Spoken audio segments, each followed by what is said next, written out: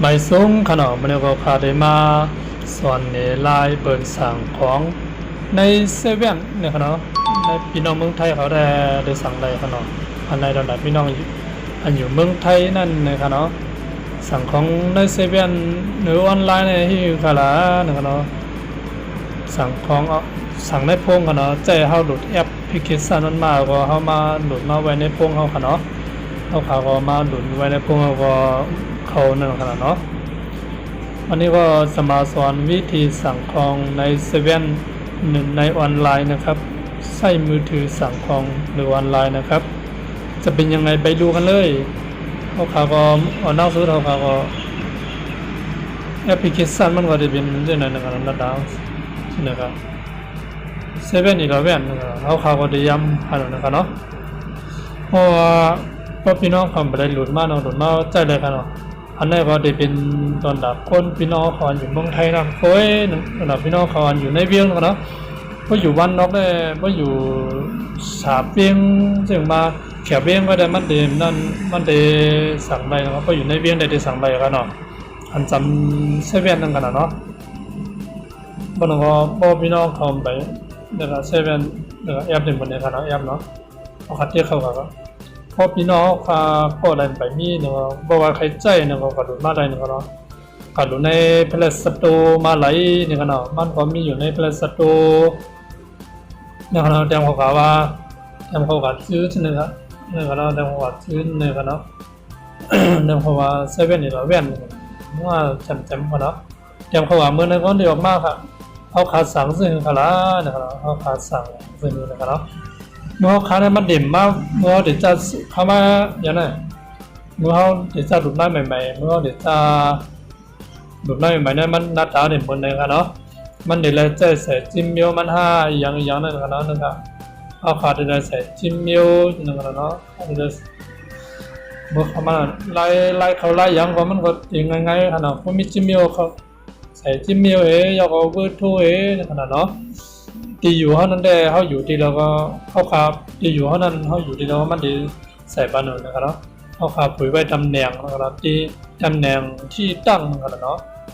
นะครับหลักเนื้อหัวพวกมันมาลงมาวันนี้นะครับตำแหน่งที่ตั้งนะครับเนี่ยครับตำแหน่งที่ตั้งเขาปุ๋ยไว้เนาะเพราะว่าเขาปุ๋ยไว้นะห้ามดูการใส่ชื่อที่อยู่กันเนาะเพราะว่าเขามานั้นเนี่ยเนาะเขาขาดสั่งดีแล้วล่ะนะครับเนาะนะครับเนาะเดินขึ้นมาได้นะครับมันสั่งนะครับเขาขาดเตี้ยจริงนะครับเตี้ยตีนานเลยครับเตี้ยพอเดี๋ยวมาก่อยเขาเนาะเดี๋ยวนี้เขาที่แน่นใจกันเนาะนี่แหละคำขนาดพี่น้องเขาพอพี่น้องเขาก็เล่นด้วยเลยครับคนเดียนได้เบี้ยงนะครับเนี่ยครับเขาขาดเตี้ยจริงนะครับเตี้ยในบนนั้นมากนะครับมันถึงขาที่อยู่เขาอยู่นะครับเพราะว่าเขาปุ๋ยตำแหน่งเขานะจริงๆว่าตำแหน่งที่ตั้งกันเนาะที่อยู่เขานะครับเนาะ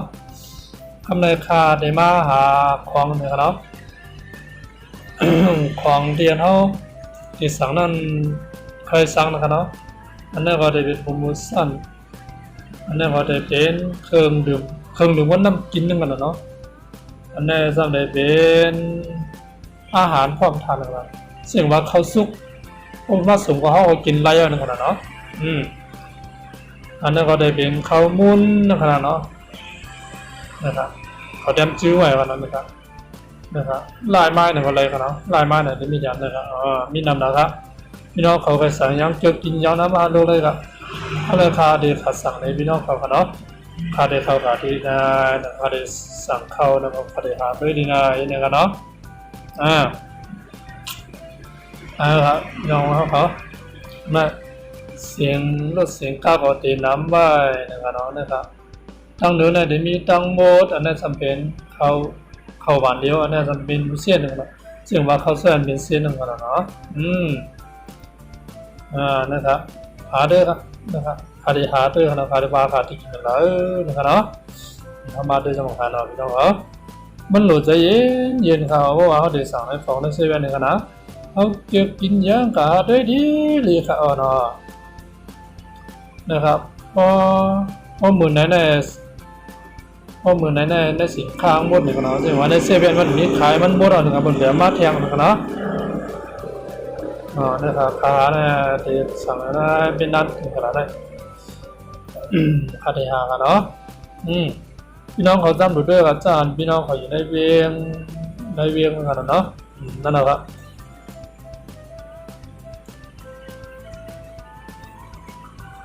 นะครับเหมือนว่าเขาเดอย่างนั้นเหมือนว่าเขาเดเอาอันได้แล้วก็เขาก็เทียบตีหางนะครับว่าเทียบเขานะครับเนาะเนี่ยมันได้มีหางนะครับนะครับนั่นเขาจะเป็นกามันเนี่ยครับเนาะ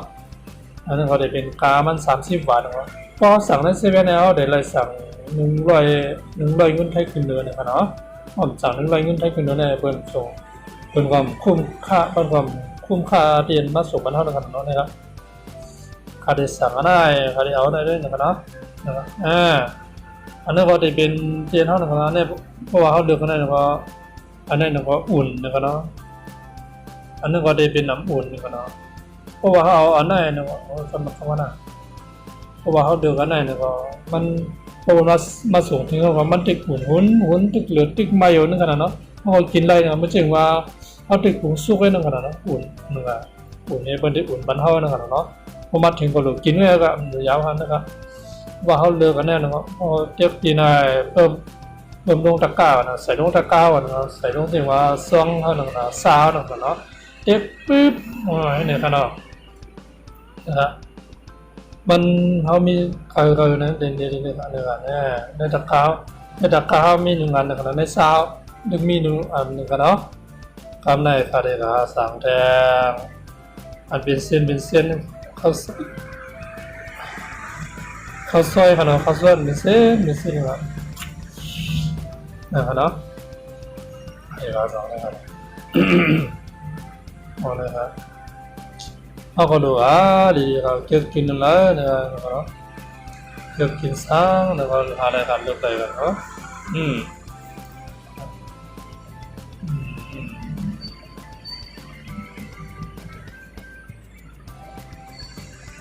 ใครก็มีขายมีคนเจอก็มีขนาดนี้เนาะอยู่ดีพี่น้องเขาเก็บกินไว้ขนาดมันเป็นเส้นก็มีค่าเดีย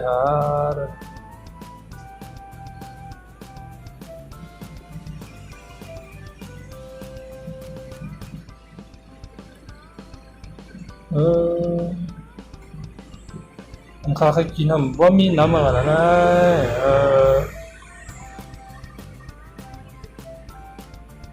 ข้าเคยกินน้ำมีอะไรแล้วนะแล้วเขาว่า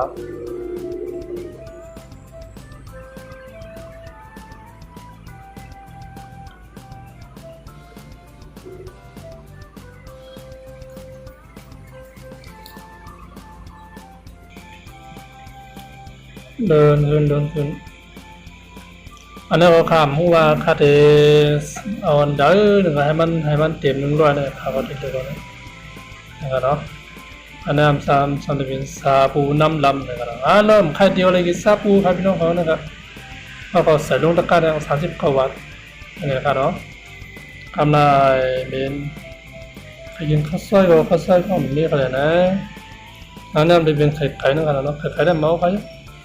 ทำแล้วขึ้นออกกะเข้ามาเลือกแล้วนะครับใครกินกับแพรวมีกันเนาะกับแพรวมีครับอันนี้จะเป็นของญี่ปุ่นนึงกันเนาะของญี่ปุ่น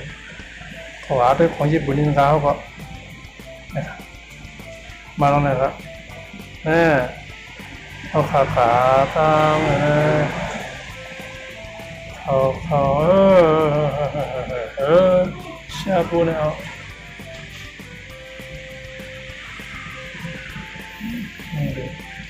เอาเครื่องดื่มเอาน้ำกินเอาครับนะน้ำกินอะไรครับว้าวอะไรเอาอะไรนะเรียกเขาว่าเดี๋ยวนะทำยำกินนะทำยำกินหนูชิมได้ที่เราพี่น้องเขานะยำกินหนูชิมได้เหมือนว่าของตั้งกินต้องคนนี้นะครับเนาะแต่สักทีโอ้โหบนถ่ายวิดีโอเนาะ กำเนี่ยเขามาปุ๊บไปเลยครับมาไม่ใช่ส่วนนี้ถูกอะไรเนี่ยมีอะไรมันมีส่วนนี้รูปซอส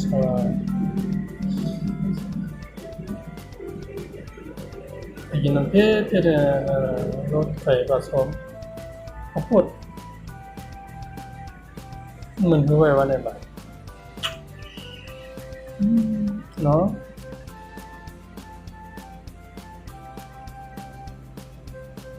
มันเพชรเลยเพราะมันเพชรในแคมป์เราเนาะเขาว่า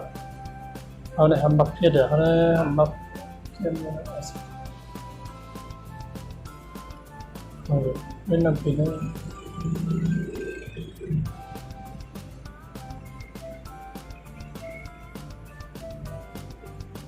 ไม่ยอม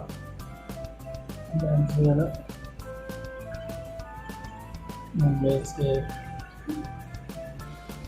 โยเกิร์ตทอดเลย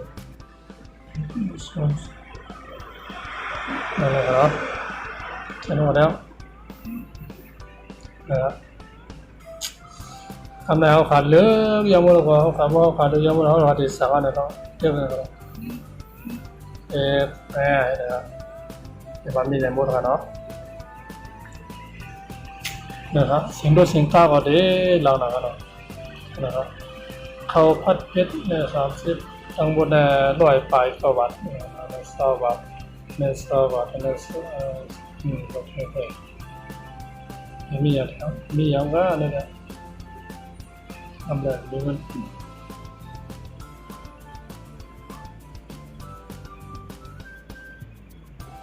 นะครับเพราะว่าใครเอามีน้ำนะครับในการใส่จึงว่ากาแฟเย็นกาแฟร้อนอะไรเนี่ยเนาะนะครับเราจะเป็นใส่เย็นเนาะ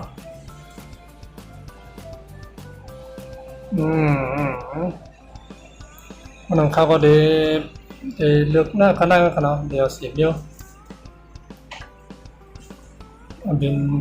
ของกินอันค่าใครกินทำมีเนี่ยครับนะมีอยู่สามีอันค่าใครกินเสียเนี่ยมีอันไหนไว้กันเนี่ยใครกินเสียเนี่ย2 อันนั้นแต่ค่าจำด้วยกันในบ้านกันนะเพื่อได้อัปเดตบ้านกันนะคัสมาเมื่อก่อนเป็นวันละเสียเนี่ยมาค่ะทำอะไรค่ะเพราะว่าเขาได้ซื้อเสียอะไรเนี่ยก็นะครับกลางพอบนเนี้ยไปที่ไหนนะมันก็ได้มีนะครับอันนั้นก็สปอร์ตที่ไหนนะครับสั่งซื้อเลยนะครับเดี๋ยวนะครับมันเนี่ยใครอยู่ที่ไหนไว้นะครับเพราะว่าเขาหลายทีมเพราะว่าเขาหลายเขามีทีมใหม่เนี่ยก็เขามีทีมใหม่เขาขาดดาวที่เขาขาดดาวที่เขามาแก้ใครที่อยู่ไรนะครับเพราะว่าเขาตึกอยู่ที่ไหนอยู่นะครับเขายกลงนี่นะครับโอเคยกลง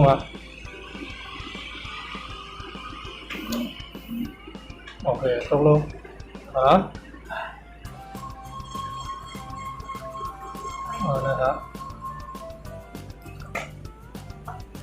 นี่นะครับได้เป็นนะครับนำรายละเอียดนะครับซึ่งว่าเขาอยู่ไว้ดีแล้วนะครับเขาก็จะจำไว้ดีในบันเปิลนะครับเนาะแล้วก็คือคนหับมันก็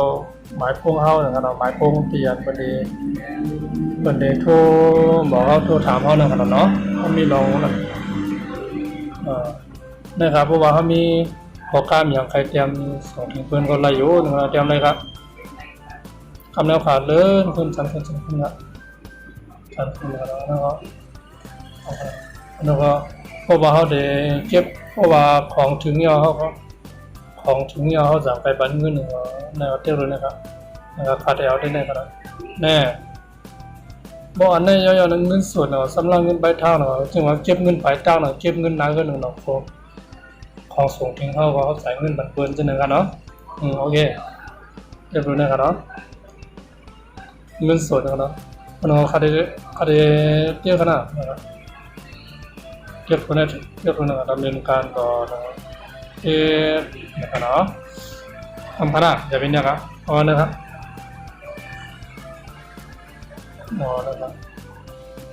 นะครับอันนี้ว่ามันแค่เนี่ยเขา เขาลดวันละ5 บาทนะครับเขาเลย104 บาทเนี่ยครับเนาะโอเคพี่น้องเขาขอยืนยันนะยืนยันการสั่งสินค้านะครับเนาะโอเคเขาก็ยืนยันบอกว่าเขายืนยันก่อนนะครับปึ๊บนะครับเนาะเขายืนยันยาวเขาข้ามมาถึงที่บนเนาะคำไหนก็เบอร์ดึกนะครับเนาะเดมี่นะครับอันไหนรอไปหับนะครับเนาะเนี่ยพอมาถึงที่แนวบนดีบนดึกที่จัดการลองสินค้าอยู่ตรงนะครับบริเวณได้ถึงชั้น2นะเพราะว่ามาถึงที่ไหนก็กำลังจัดส่งนะครับบนดึกขี่รถขี่ข้ามาส่งเขานะครับเนาะบอกว่าถึงที่แนวนะครับเขาบอกเลยครับสินค้าเยอะนึงขนาดเนาะทีนี้ได้ข่าวเด่นนั่นข่าว เดียมไปนะเดียมนั่นข่าวก็ได้เป็นภายในพี่น้องเขากันเนาะเขาก็ได้ขึ้นหรือว่าที่ไหนนะครับเนาะเพราะว่าเขาเนี่ยเขาหลบไปครับอันนั้นได้เขาสั่งเรียบร้อยหมดแล้วก็เขาหลบไปครับของไว้กันเนาะพี่น้องกันเนาะนะครับว่าลงอันเขาแล้วเนี่ยเขาแบบในสวนไว้กันเนาะพี่น้องเขาพี่น้องคุยกันนะครับเขาหลบไปครับของไว้กันได้เขาสั่งเขากันเนาะเขาหลบเก็บเขาหลบเตรียมเงินไว้ไปใส่บนทับของไว้ครับเดี๋ยวไปเตรียมตัวไปยิงเลยครับเดี๋ยวไปหมอก10 เมตร15 เมตรเนี่ยกันเนาะมันได้อุ่นมาปัสเฉกาขับรถมา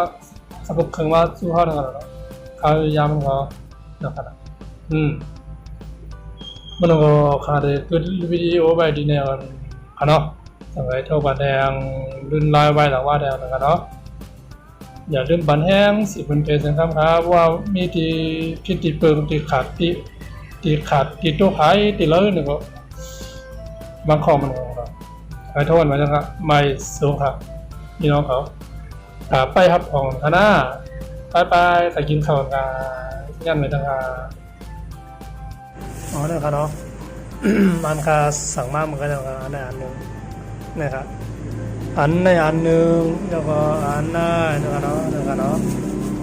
ซาบูลามอารมณ์ตัวนะครับซาบูลามอันนี้ครับอันนี้เอาแกงหน่อไม้นะครับเนาะนี่ไม่ได้ไม่แกงอันนึงนะนี่มันนะครับ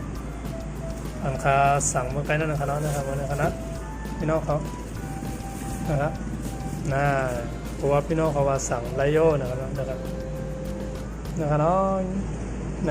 เราข้าวหวานข้าวกินก็เดียวกันนะครับนั่นนะครับขาดได้พอได้กินนะครับซาปูเขาขาดนะครับเนาะซาปูเขาได้ขนาดพี่น้องเขาว่าซาปูเขานะครับแต่แค่เขาอยู่ครับนะครับพี่น้องเขาว่าทุกคนไปแทนกันเนาะบ๊ายบายนี่ครับเนาะอันนี้ก็ปุ๋ยเย้านะครับเนาะนะครับเป็นอันนี้ครับนะครับเนี่ยซาบูลัมอันนั้นได้เป็นข้าวสวยซาบูอันนี้เป็นข้าวนะครับเนาะมาคากินจ้ามังคาเนาะมาคากินข้าวกันค่ะวันนะครับเนี่ยครับน้ำ2 เตาวันนะครับกินข้าวกันครับ